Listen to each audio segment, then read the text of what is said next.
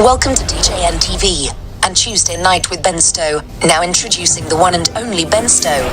Yeah, baby! Yeah.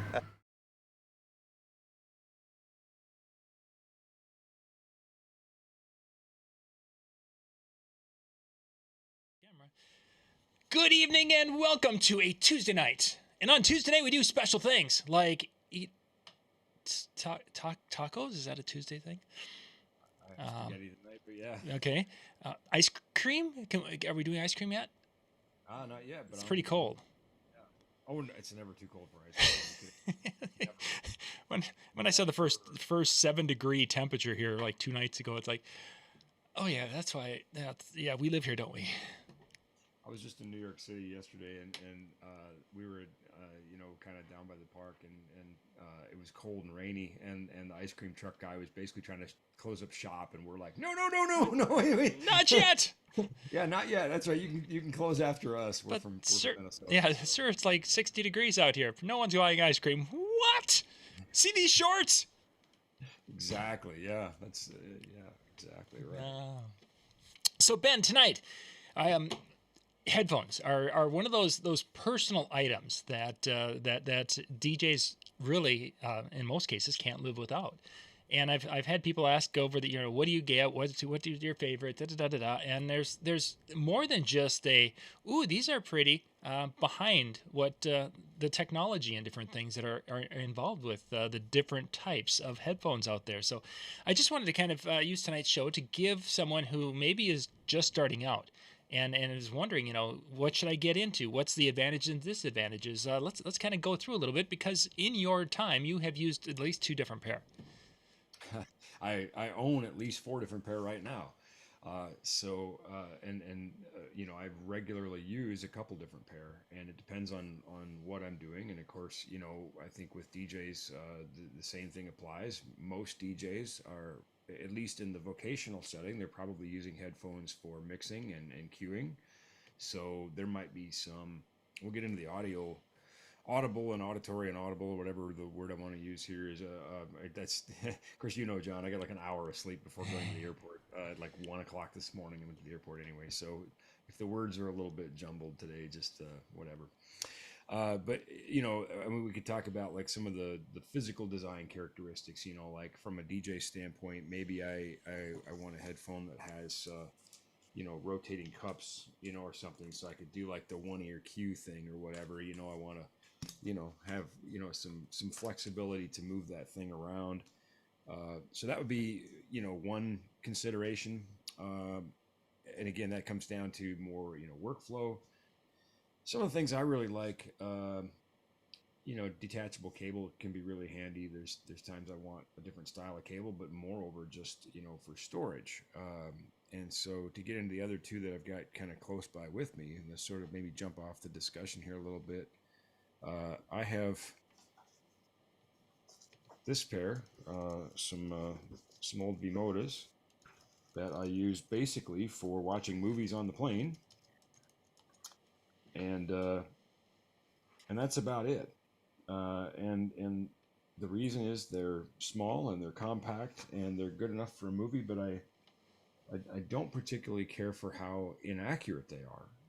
Now, that's not to say that Vimota doesn't make a good headphone. They make a great headphone. Those are crossfade LP2s, and the M100 Master tends to be much more of an accurate headphone because, again, they're engineering these things for what people want. So these tend to be, I find them kind of bass heavy and a bit, maybe even muddy.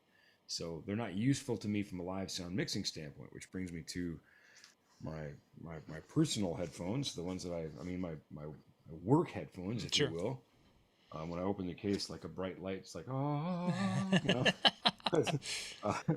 I use a set of Neumann NDH20s, and they're very, very accurate. And we could get into some of the characteristics. It'd be very confusing, I think. Different driver sizes and different impedances, and sensitivity is going to be something we're going to find that's a lot more similar to the conversations we have without speakers. Mm-hmm. But even though headphones are speakers, that's kind of where the similarities end. And by the way, just another thing I really like about headphones is a case. I like having mine in a case. And if you don't happen to have a case for your headphones, shameless plug, but we sell cases for headphones. So um, I bought a case for Mental Effects for my Neumann headphones. Mm-hmm. So you mentioned, of course, inaccurate type and inaccurate, and you mentioned mud. Is that common because of the design compromises that have to be made to hit a price point, hit a size, or is it something that some brands are just better at being more accurate than other brands? I think it's both, but I think it's also intentional. And again, even within the V-Moda family, those are not as accurate as another V-Moda brand or product, like the M100 Master is more accurate. And those would maybe be more of a DJ headphone. They're a little bit more low frequency heavy. And there's some really interesting things about that. Might be time for the first graph of the night, but some researchers at Harman actually, let me see if I can find this now.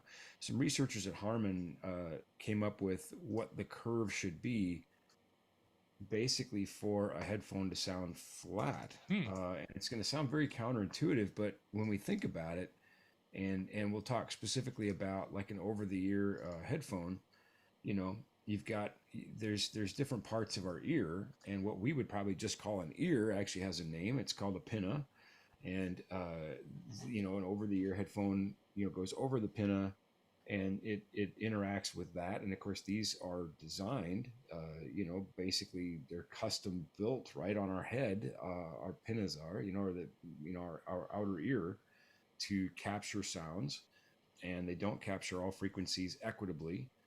And they were never really designed for us to capture a sound on top of them, right? So Okay. there's some really cool science that goes in. I mean, think about an example that comes to mind. This sort of stuff fascinates me. I think about this stuff all the time. Like I really do. and I think he's right. He does. But Yeah, you're laughing because it's true. Like, it's true. so think of like an Apple AirPod, right? Or I would imagine it's the same for most of those types of things. But if you look at it, it's got a little tiny hole on the outside. And if you put your finger over that hole, suddenly all the low frequency goes away.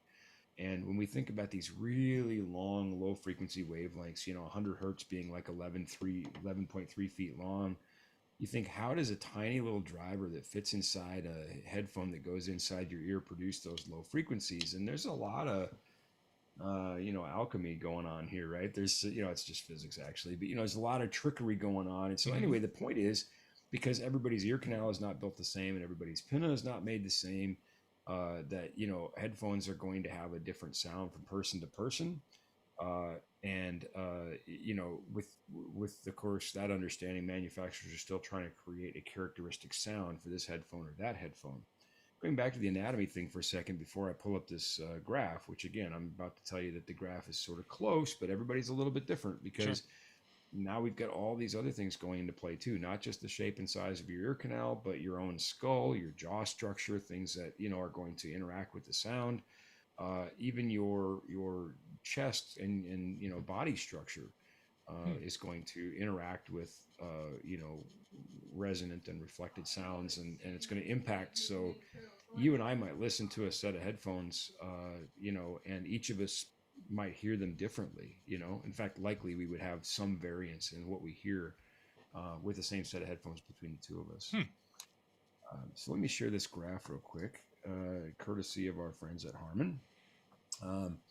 And you can see that this has evolved a little bit, so we've got this evolving 2013, 15, 17, where basically they're saying if you want a headphone to sound flat, we have to give it these curves.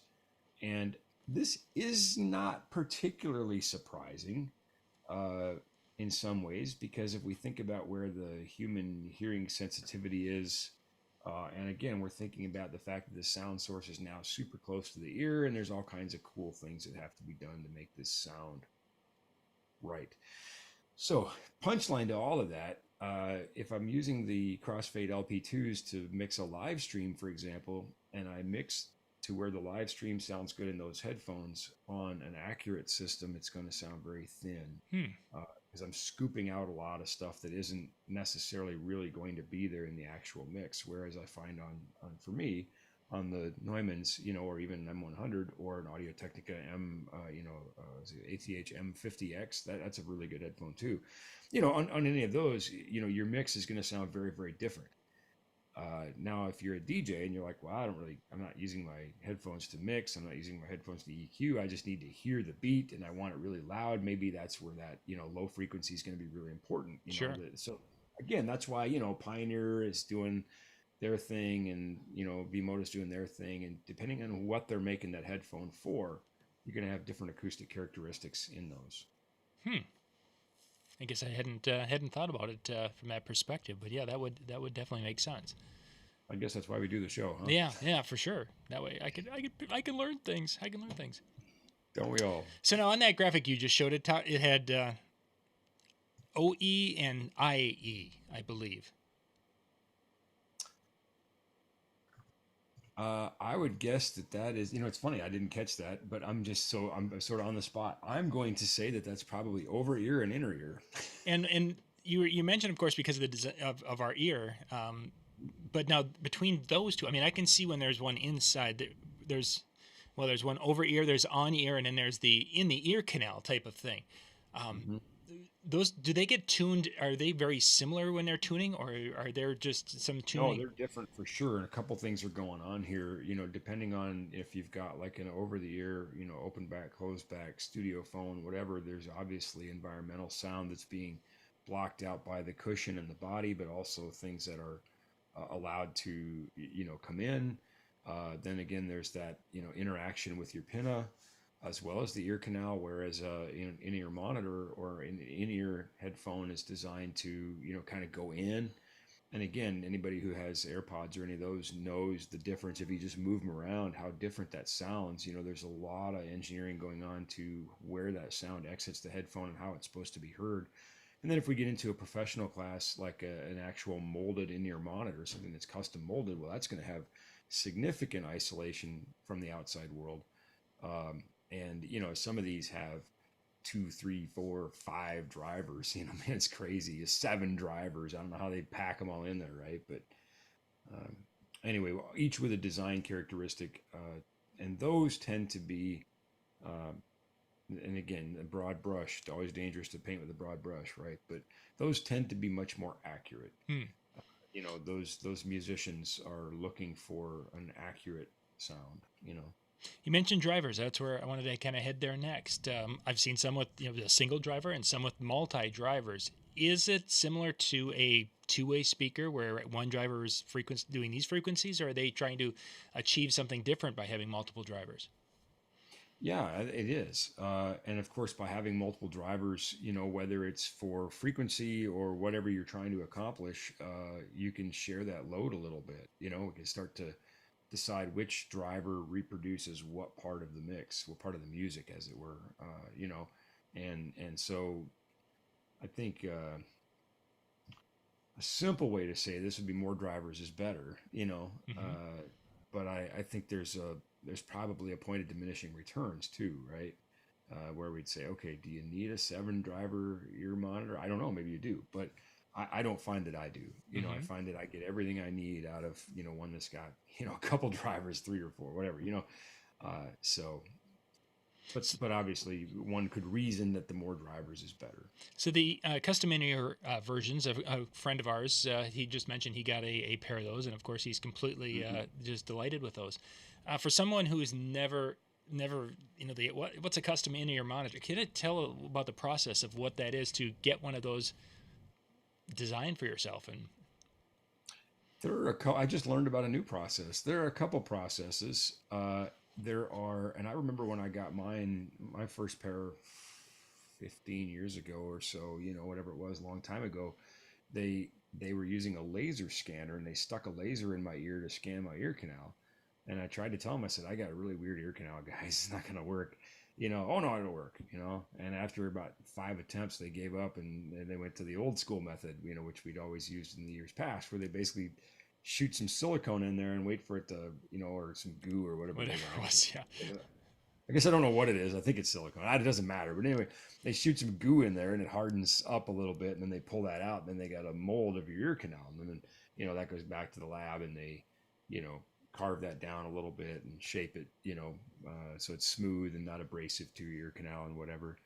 But anyway, so if you don't have a weird ear canal like me, you could probably do the laser thing and they just shoot it in there and it scans it and then they 3D print these things, Wow. or you can get the goo stuck in your ear. And then I just learned, it's funny. I'm sure some people watching the show are going, really, how did you not know this? But I didn't. I just learned this actually about 4 or 5 days ago. So on my flight to Boston, talking to another sound person friend of mine, and he bought. They have a soft silicone, and you stuff them in your ear, and that soft silicone kind of takes the shape of your ear canal, and then from an app on your phone, it activates a UV light in the headphone, in the ear, in the earbud, I guess we'll call them, and then it causes that silicone to set up and permanently retain that shape. So that's cool. Like that's Yeah. neat. Wow. So, No, I'd not heard that. yeah, well, that's good. That's two of us. All right. I don't know. I guess I'm old, so. I wonder if it's the same dentist who, created the filling thing, with the UV light, and then went and fixed the chip in your windshield UV light. That's the same guy who did both of those. I wonder if that's part of his company. Silly Be. putty in the ear, Robin. That would work too. Yeah. Let me just say about that. I would have an audiologist do it. I wouldn't go cramming stuff in my own ear. You know what? I would just have an audiologist do it. Obviously, the worst case scenario is you could damage your ear.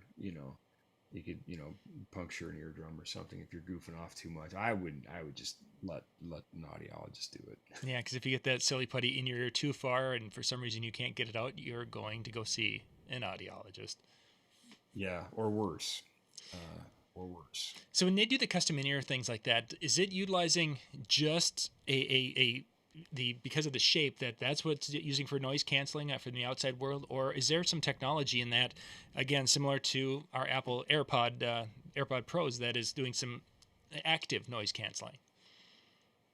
I can't say for certain that there aren't any that have active noise or don't have active noise canceling, but I would say that without exception, the ones that I see on stage are just playing the music, and you've just got substantial attenuation from the fact that it seals off all the outside sounds. Sure. One of the interesting things about that, though, is we have these really tiny drivers in our head, and they're pretty good at reproducing music in a way that we hear it and it sounds good and accurate, but it doesn't have the feeling. So we still have musicians occasionally ask for stage monitors or side fills, things like that, just to try to give the rest of your body some of that sound. Because it is now very, very isolated to that little tiny part of, it's just what we hear, but not what we feel. So that's a thing that, and another thing, I see this a lot. I see less of it now. I think people are starting to get a little bit more educated, but I see artists will pop an ear out all the time. They'll have one in and one hanging out, and then they'll have a monitor blasting away. And I always try to caution against that, because you're going to run both a lot hotter. You're going to run the ear and the monitor a lot higher. And just think about, when you're on the phone in a loud car or something, you might plug the other ear so you can hear better. Well, you're doing the opposite of that. Yeah. So I always tell them, say, that's a really good way to just, cook both your ears. So. But it's their ears. Yeah, exactly. It's not like you can't babysit them and such. And that's literally my job, is babysitting them. But yeah, so well, when you get to that point, yeah. It's funny you picked that word. That's I guess I'm counting on the fact that none of the artists I work for are watching this show. No, not so much. No, we got a few of our friends if who you are watching. Go to bed. It's bedtime. Go to bed. You got a show tomorrow. What do you? That's right. And brush your teeth and wash behind your ears. All right. So let's talk about life expectancy from headset. Now the Neumanns you said you had, and those are with you. You're using those at different shows and such. How long would you expect those to be able to last using them as often as you do? I don't know an exact number. I'm going to say years, though, because they live in a case. They really they're living their best life. They're living in a case. They're very well taken care of. The ear pads are probably something that are going to wear the most, and they're gonna soak up body oils and sweats and all kinds of gross things. And so over time, those might need to get replaced before anything else will. But as long as you keep them clean and dry, and the cables are replaceable here, they're detachable. Mm-hmm. So I've got a couple different cables in there, long and short and coiled and straight, and kind of pick my poison. Uh, but I mean, I've had them for years already, and they still look pristine. Yeah, they look great. Yeah, so I think if and again, they live in a case, and that case lives inside another case. Uh, I think if you take care of them, keep them clean. I mean, probably a little dose of personal hygiene doesn't hurt either. If I was doing a lot of, like hot, high energy dance party, I was a DJ and I was, sweating a lot or whatever. I mean, that's obviously gonna be a contributor to the, demise of my gear, I suppose. Mm-hmm. But it's a pretty good investment when you think about it. I mean, even if you get a set of, $150 or $200 headphones, you break that down into a number of years, you're not paying a lot per show to have a good set of headphones. Mm-hmm. And I'm guessing And it really becomes a situation, as everything we talk about gear wise. If you buy quality and buy a invest in something that's going to be there for a long time and take care of it, it will. yeah, and if you're on a bit of a budget too, you can pick up. There's a lot of good headphone options for 40, 50, 60, $100. And again, it just depends on what you need them for. If you're just trying to hear the beat, they just have to be loud enough to get the job done for you. And I wish there was a really easy way. And one of the reasons I wanted to show that Harman curve is, unlike a speaker where we can show you a frequency response, you'll pretty much notice like no headphone manufacturer really publishes that. Yeah, I've never seen anything like that. Let me just show you a couple. So let's do this. Let's go. So here you should see, this is the one for the Neumanns that I have. And, we'll see a few things that, it'll say it's a closed headphone. It's got a 38 millimeter driver. It's with a neodymium magnet, so, high power. Here we'll note the impedance, frequency response, crazy. They'll go down to 5 hertz. It's bonkers. Sensitivity, and this, they tell us here, this is, 1 kilohertz at 1 volt, but, we're going to get 114 dB SPL. And there's an important little M there. It's not 1,000 watts, it's 1,000 milliwatts. But anyway, so that's the, there's the specs for the Neumanns. Mm-hmm. Let's take a look at, let's see what else I got here. Well, how about some Pioneers? Why not? Let's do some Pioneers. So let's see. There we go. You guys probably saw it before I did. I had to get to that. But here we can see, this will handle 2,000 milliwatts. But oddly enough, remember we talk about power handling, this is a sensitivity 104 instead of 114. So even though they'll handle twice as much power, the Neumanns are still louder by a good bit, actually. Mm-hmm. And, notice this is only 32 ohms, same frequency response, 5 to 30K, 40 millimeter dome, so on and so forth. So I think I'm going to show one more, and then I'm going to basically say that I think that trying to shop for headphones based on specs could be kind of frustrating. Sure, I can see that. Yeah, where you'd say, well, I don't understand what any of this means, right? Let's pull up these Audio Technicas. I like these good sounding headphone. Here we can see this is a 45 millimeter driver. Doesn't go down to 5 hertz, but really, who cares, honestly? Mm-hmm. I mean, I don't listen to anything that low. Here it's sort of the halfway in between, 1,600 milliwatts. But the sensitivity is actually even lower than the Pioneer. So even though this has more power handling than the Neumann, this isn't going to be as loud. But it's a 38 ohm. And again, it's still a really good sounding headphone. I find it loud enough for sure, but I could see where this would be a difficult thing. And then of course I help people with headphones all the time. Customers, maybe some of our viewers would say, well, what would you get? Well, I mean, I'd love to tell everybody to go get a $500 set of Neumanns, but I went most of my career without having those too. Sure. That's sort of when you get to a certain age kind of thing, right? You're like, all right, it's time for the finer things in life, right? I want to wear comfortable headphones that sound great, But I mean, I used to wear, the cheapest things, you know, and they just blasted sound into my ear, and it wasn't accurate or great, but I could hear what was going on. And, you know, and then you sort of, you know, migrate and evolve. So I tend to say, what are you using it for? How much do you care about the quality and the accuracy of the sound? What are you going for? Mm-hmm. And then try to guide people. You know, a lot of the DJ headphone manufacturers tend to make headphones that are sort of tilted towards what they think DJs want to hear. And then, you know, as you move up in the AT line, for example, the 20, 30, 40, 50, the most accurate and best sounding is the 50, you know? Sure. But it depends, Mm-hmm. you know, Really, yeah. and again, you know, that swivel cup thing, you know, how much does that matter? The ATs don't have that. So I've had customers who, you know, have opted for a less good sounding headphone because that mechanical feature is important to them. Sure. You know? Yeah. Good information. So to wrap up, it depends. It depends. And it depends on a lot of different potential factors, but hey, there's options. Even if we talk about over the ear versus in ear for a DJ, okay, good example. You know, a molded in ear is going to, you know, sound great and be comfortable, but it's going to be very difficult to take in and out. Mm-hmm. And if you're, you know, I'm going to do my best DJ impression. You know, of course, I used to DJ, right? So everybody knows that, right? So, but you know, if you're doing, you know, this all the time, whatever, you know, then maybe an in-ear isn't for you, right? Mm-hmm. You know, if you're just going for the look, you know, I don't know I clearly don't have the look, but you know, did I ever tell you my kids were stunned to find out that I was a DJ? I can imagine that because they wouldn't have seen that side of you. No, and of course I was a DJ for I think something like 15 years, and that was a lot of shows. Mm-hmm. I would say more than 1,000. Without having an actual scientific number, but I know how many I was averaging per year as I got in my later career.